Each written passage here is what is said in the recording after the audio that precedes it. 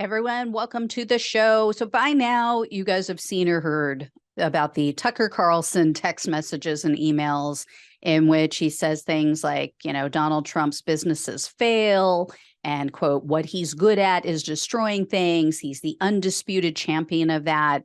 He also said, quote, we are very, very close to being able to ignore Trump most nights. Then he added, quote, I truly can't wait, and, quote, I hate him passionately. In another text exchange, Tucker admitted, quote, there really isn't an upside to Trump. However, there are so many more juicy and incriminating details that were recently released that I have not seen on the news. I read through the entire 400-page newly unsealed document in that Dominion Voting Systems lawsuit.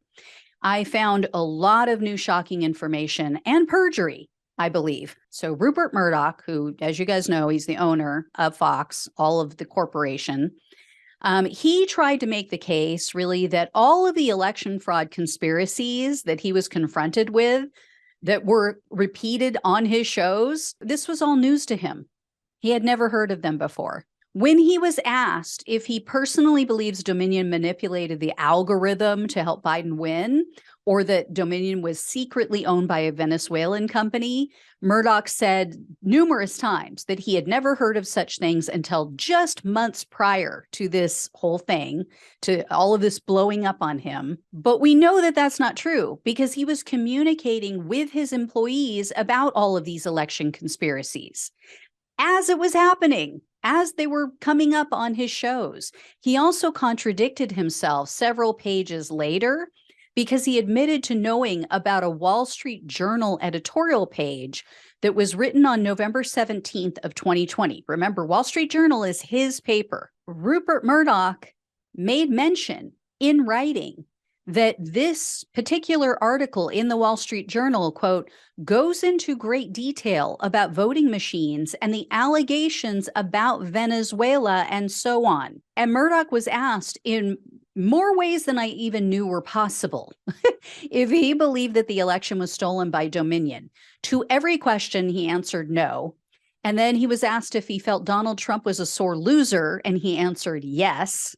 Murdoch also admitted that he purposely held off on making a call on a certain state that Biden had won, or his network did, to save Fox from, quote, a Trump explosion.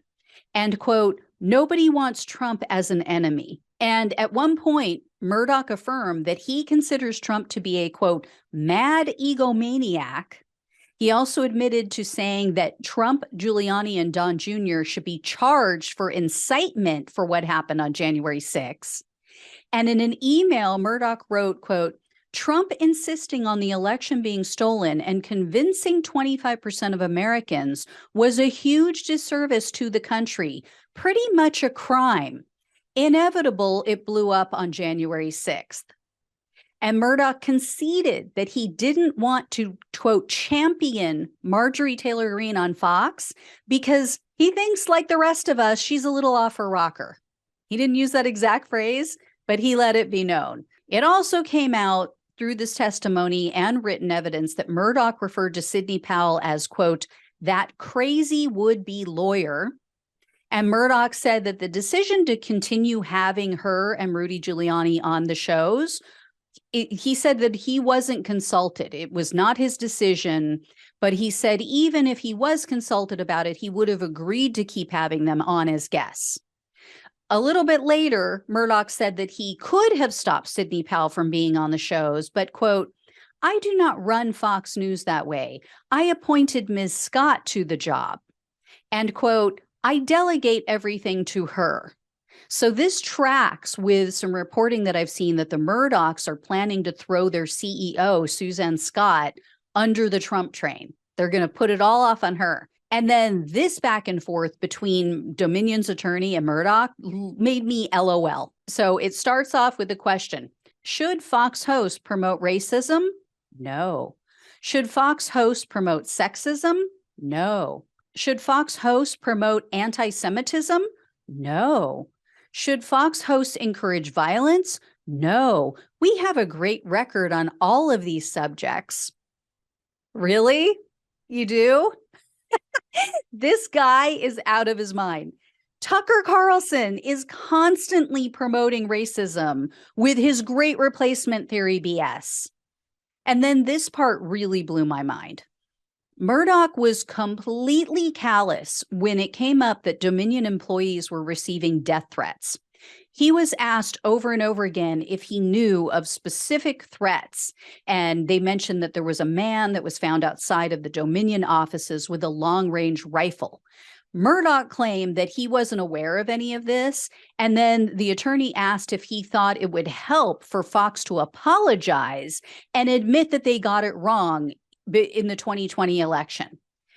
That's when Murdoch kind of, I think, lost it. He became very defensive and he said, quote, "I don't believe they are getting death threats today any more than I am. I have death threats. I've had people murdered near me." So this guy he seriously doesn't get it. Murdoch, gets death threats because of his actions, because of shit like this, because he has ruined lives.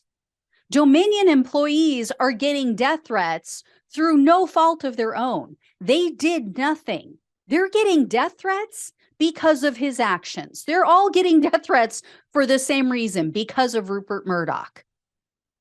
What a self-absorbed, shallow ass he is. It was also revealed that Murdoch banned Steve Bannon from coming on Fox because, quote, "I just see him as a fringe character." Unfortunately, his statements explaining what he meant by that were redacted, so I have no idea. He also admitted to being contacted by Donald Trump and Mitch McConnell, and they asked him for Fox to help sway certain votes on certain candidates. Following that communication, Murdoch then reached out to Fox executives and encouraged them to have Sean Hannity and Laura Ingraham, quote, "dumping on him hard." So they ask, he does. You know, the Republican Party reaches out for help with swinging an election. He says, sure, how high do you want me to jump on that? And although Murdoch noted that he didn't speak to McConnell very often, he said that McConnell's wife, Elaine Chao, was one of their board members for years. So that tells you how exactly they communicate. And he admitted that he donated $1 million to Mitch McConnell's Senate Leadership Fund in the 2020 election cycle. And then he admitted something that was just jaw-dropping. I mean, the rest of it is pretty surprising, but this was really jaw-dropping. He admitted, Murdoch, that while Bill Barr was the Attorney General of the United States under Trump, he met with Murdoch. Bill Barr met with Murdoch and asked him to fire Judge Andrew Napolitano. Now, you guys might remember, Napolitano was a host on Fox. He was very Trump-friendly. But then at some point, I think it was maybe around the first impeachment of Trump, Napolitano became pretty critical of Trump. And then he started to tell the truth more and more about Trump. So the Attorney General for our entire country is stepping in to get a Fox News host fired.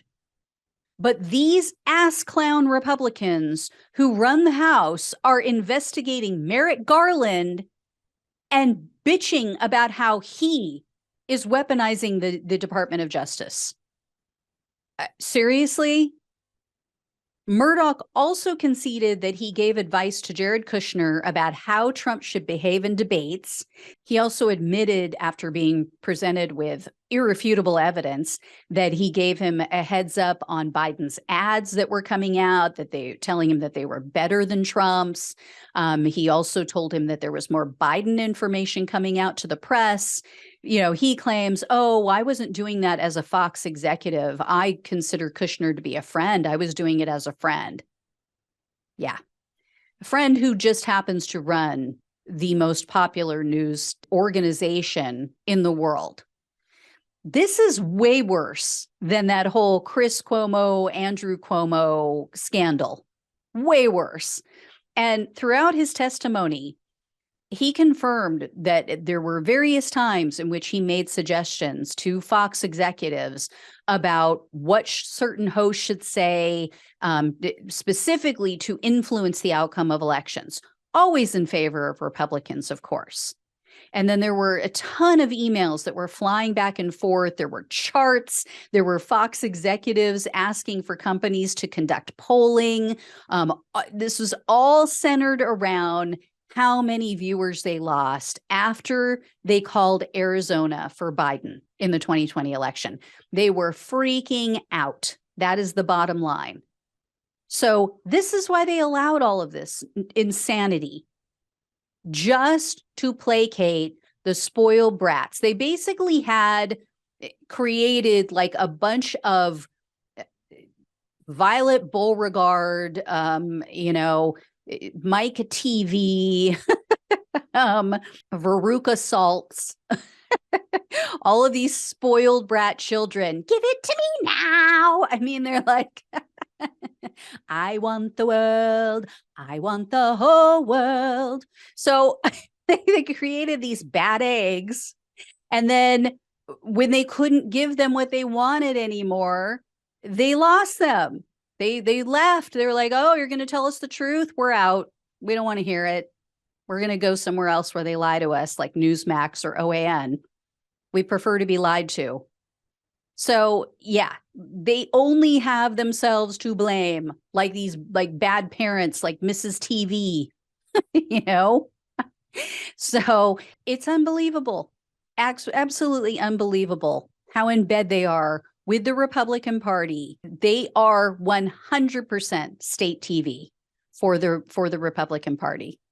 Just like North Korea, just like Russia, just like China, there is no separation. There is no separation.